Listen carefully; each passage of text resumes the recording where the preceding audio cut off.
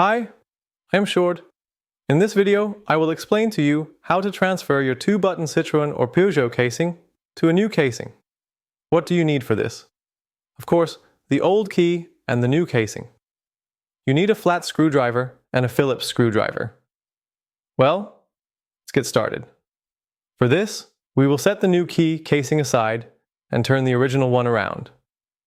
We now see a Phillips screw here, and we will remove it first. It may happen that an old key is somewhat stripped. Then you can also try to neatly remove it with a flat screwdriver.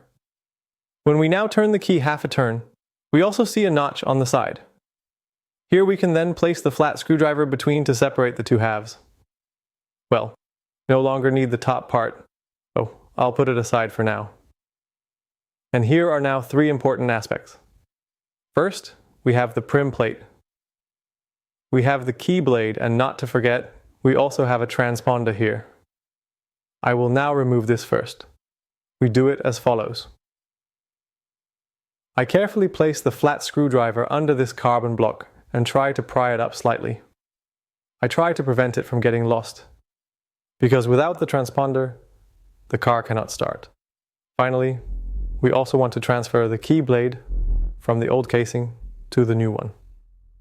Normally, you can simply slide this out. Now, I am working with a new key, and it is just a bit tighter, so I will use a small pair of pliers to remove it.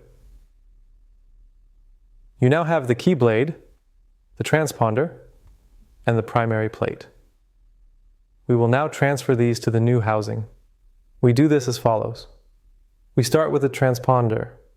This is needed to start the car, and it will be placed in a compartment on the side of the housing that is intended for this.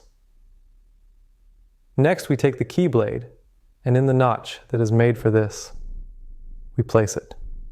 You can press it slightly against the table and check if the hole for the screw clamp aligns nicely with the hole of the key blade. Finally, we now place the prim plate in its position. We see 2 tabs on the side with the push buttons, and it should fit nicely into them. Well, when you have it like this, it can be closed. So place the 2 halves together. Press it firmly, you will hear the click, and then we neatly place the screw back in its place. You can then immediately start testing the car to see if the buttons work properly, and of course, it should have a nice start. Well, I hope this video has helped you. If you can't figure it out, feel free to send an email to info.autosloidel.nl or leave a message in the comments below, and we hope to get back to you as soon as possible. Good luck.